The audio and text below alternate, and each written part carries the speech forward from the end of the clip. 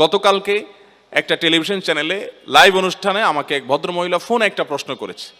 প্রশ্নটা শুনে আমি অবাক হয়ে গেছি এবং লাইভের মধ্যে আমি বললাম যে আপনার প্রশ্নের কি উত্তর দেব, আমি তো এই প্রশ্ন নিয়ে আমি ভাবতে ভাবতে আমি শেষ হয়ে যাচ্ছি। ভদ্রমহিলা প্রশ্ন করে বলছেন যে আমার স্বামী আমাকে অনেক কষ্ট দেয়, অনেক আমার হক নষ্ট করে। সে বাহির থেকে আসে, এসে মোবাইল টিভি রিমোট নিয়ে বসে, আমার দিকে তাকায়ও না, জিজ্ঞেসও করে না, অসুখ বিসুখ খেলাম কি মরলাম দেখা দেখি নাই, আমার কোনো হক সে আদায় করে না। আমি নামাজ পড়তে গেলেও সে ডিস্টার্ব করে। শেষ পর্যন্ত আমার নামাজ যেতে অসুবিধা হয়, সে 2টা-3টা পর্যন্ত নানান গুনাহের কাজে লিপ্ত থাকে। তো আমার অসুবিধা হয় দেখে আমি যখন তাকে রিকোয়েস্ট করি যে আমার নামাজের সময় অন্তত আমাকে একটু নামাজটা পড়তে দাও, তখন সে বলে তুমি আরেক রুমে গিয়ে শোও। তো ভদ্রমহিলার প্রশ্নের বিষয় হলো, বলতেছে হুজুর আমার জানার বিষয় হলো এই যে আমি আরেক রুমে গিয়ে ঘুমালাম, এতে কি আমার স্বামীর অধিকার নষ্ট করলাম কিনা। আমি বললাম সুবহানাল্লাহ, এত জুলুমের মধ্যে থেকে একজন মুসলমানের চিন্তা হলো যে আমার দ্বারা কোনো জুলুম হচ্ছে কিনা, আমার দ্বারা তার কোনো অধিকার নষ্ট হচ্ছে কিনা, এর নাম মুসলমান। এটা হলো খাঁটি মুসলমানের আলামত।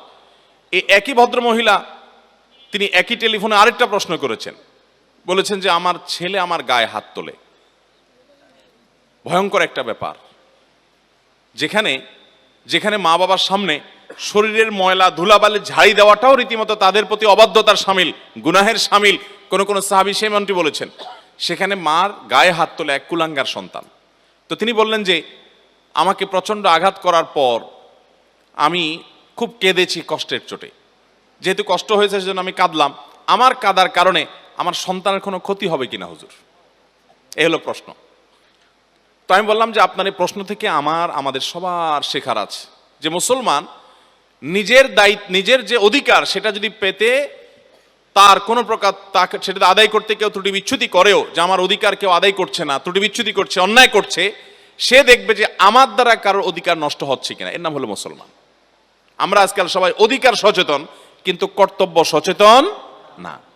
ভালো মুসলমান হতে হলে আপনাকে কর্তব্য সচেতন হতে হবে, দায়িত্ব সচেতন হতে হবে, যে আমার দ্বারা কারোর জন্য হক নষ্ট না হয়। নবী করিম সাল্লাল্লাহু আলাইহি সাল্লামের কাছে একবার বলা হলো, ইয়া রাসূলুল্লাহ ফুলানা, আমাদের এখানে একজন মানুষ আছেন, তিনি অনেক ইবাদত বন্দেগী করেন। খেয়াল করবেন, ওই মানুষটা অনেক কি করে, অনেক নফল রোজা রাখে, অনেক নফল নামাজ পড়ে, প্রচুর ইবাদত বন্দেগী করে, ওনার ইবাদত বন্দেগীর কোনো ঘাটতি নাই, কিন্তু তিনি তার প্রতিবেশীকে কষ্ট দেয়, প্রতিবেশীর সাথে সম্পর্কটা ভালো না।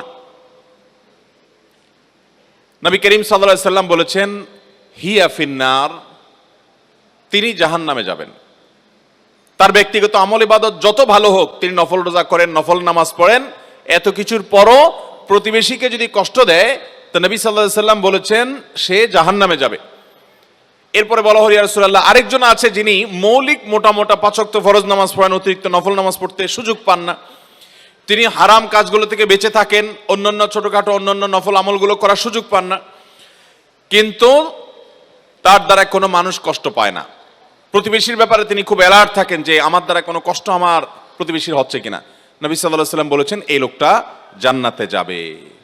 মোহতারাম হাজরিন, নবী আলাইহিস সালাম আরো বলেছেন, একজন মানুষ আরেকজন মানুষের সাথে চুপে চুপে কানে কানে কথা বলছে, কানে মুখে কথা বলছে, এই যে কানাঘুষা করছে, সেখানে আরো একজন মানুষ আছে, তার কাছ থেকে লুকিয়ে এই দুইজন যে কানাঘুষা করছে, নবী করিম সাল্লাল্লাহু আলাইহি সাল্লাম বলেছেন এই কাজটা করার কারণে ওই লোকটার কষ্টের কারণ হলো, এবং এটা গুনাহের কথা, এটা কোনো নাজায়েজ কথা না, এটা কোনো জায়েজ কথা না যে আপনি দুজন মিলে কোনো এক জায়গায় কানাঘুষা করবেন, সেখানে তৃতীয় আরেকজন আছে, তাহলে লোকটা মনে কষ্ট পাবে যে আমার থেকে তারা গোপন করছে, কি এমন কথা।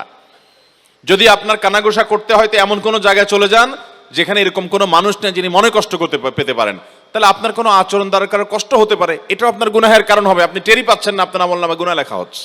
মোহতারাম হাজরিন, এই ধরনের গুনাহ আমাদের আমলনামাতে খুঁজলে দেখা যাবে ভরপুর ভাবে এরকম অপরাধ আছে। শহর জীবনের কয়েকটা গুনাহের, মানুষকে কষ্ট দেওয়ার কয়েকটা দৃষ্টান্তের কথা বলি। আপনারা রামপুরা এলাকাতে থাকেন, খুব বেশি একটা খালি জায়গা নেই, সব বাড়ি হয়ে গেছে, তাই না? শুধু রামপুরে কেন, ঢাকা শহর বেশিরভাগ এলাকাতেই খালি জায়গা খুব কম। যদি কোনো খালি জায়গা থাকে, ধরুন আশেপাশে সব বিল্ডিং ভবন হয়ে গেছে, মাঝে একটা খালি জায়গা আছে, এই খালি জায়গাটা এটার কি দশা হয় বলেন?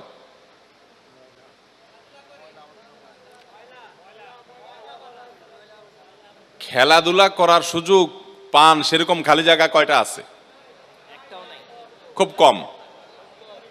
বেশিরভাগ জায়গাগুলো ময়লার বাগাড়ে পরিণত হয়, ঠিক কিনা বলেন?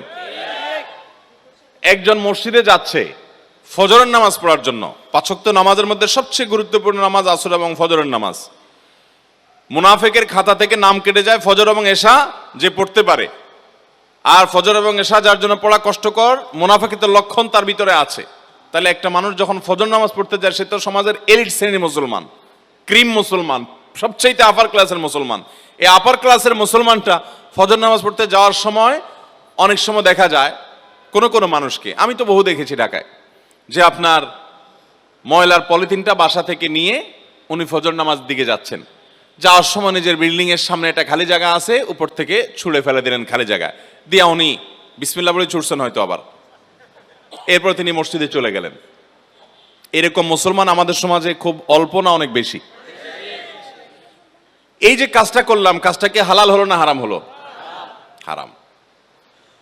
এরপরে আপনি চিপস খেয়ে বিস্কিট খেয়ে আপনি ঠোঙাটা আস্তে করে ছেড়ে দিলেন রাস্তায়, এই ঠোঙাটা বাতাসে নিয়ে ফেললো ড্রেনে, এই ড্রেনে পানি জমলো এবং জলাবদ্ধতা তৈরি হলো, সামান্য বৃষ্টিতেই সব তলিয়ে গেল। এমনিতেই নানা দিক থেকে অবকাঠামোগত দুর্বলতা তো আছেই, এর মধ্যে আবার আপনি মরার উপরে খড়ার ঘাড় মতো করে ঠোঙ্গা ফেলাইলেন। আপনার ঠোঙ্গা আপনার মতো এরকম আরো 100 জন ফেললো, 200 জন ফেললো, এগুলো যেতে যেতে ড্রেনে জ্যাম হয়ে এলো, পানি জমে গেল। এমনকি ওই পানি থেকে, সেখান থেকে আপনার এডিস মশা জন্ম নিয়ে সেই মশা কোনো মানুষকে কামড় দিয়ে ক্ষতিগ্রস্ত করে, অসুস্থ করে, এমনকি মৃত্যুর মুখেও পতিত করতে পারে। আপনি কিন্তু জানলেন না, ওই যে ফেলে দিয়ে চলে গেলেন। ডাব খেয়ে ডাবের খোসাটা, মালাটা আপনি ফেলে দিয়ে চলে গেলেন, এই মালা সেখানে বৃষ্টির পানি জমলো, সেখানে মশা তৈরি হলো, সেই মশার মধ্যে এডিস মশা তৈরি হয়ে সেই মশা কোনো মানুষকে দংশন করে দেখা গেল তার ইমিউন সিস্টেম দুর্বল বা কোনো কারণে সে মৃত্যুমুখে পতিত হয়ে গেল বা সাফার করলো, অনেক টাকা খরচ হয়ে গেল। এই ধরনের আমাদের অজান্তে গুনাহ হয় কি হয় না বলেন? কিন্তু এই কাজগুলোকে আমরা কি গুনাহ মনে করি? কয়জন মানুষ গুনাহ মনে করি বলেন? সম্মানিত ভাইরা আমার, শুধুমাত্র এগুলাই নয়, আমরা যখন কথা বলি, আমি গতকালকে কোন এক জায়গায় খুব ভালো একটা মসজিদে সালাত আদায় করেছিলাম, তো দেখি যে সেই মসজিদের একজন নিয়মিত মুসল্লি, মাশাআল্লাহ খুব লম্বা দাড়িও আছে, পাঞ্জাবি গায়ে আছে, মাথায় টুপিও আছে, বোঝা যাচ্ছে উনি প্র্যাকটিসিং মুসলমান। ওনার কোন একটা সমস্যা নিয়ে উনি ফোনে আলাপ করছেন, দুনিয়াবী সমস্যা, এমন জোরে জোরে আওয়াজ করছেন যে আশেপাশে মানুষের নামাজের কেরাত ভুলে যাওয়ার উপক্রম। এই ধরনের ঘটনাগুলো আমাদের সমাজে এত বেশি হয় যে আমরা এগুলো খেয়ালই করি না যে আমার দ্বারা আরেকটা মানুষের কষ্ট হচ্ছে বা কষ্ট হতে পারে।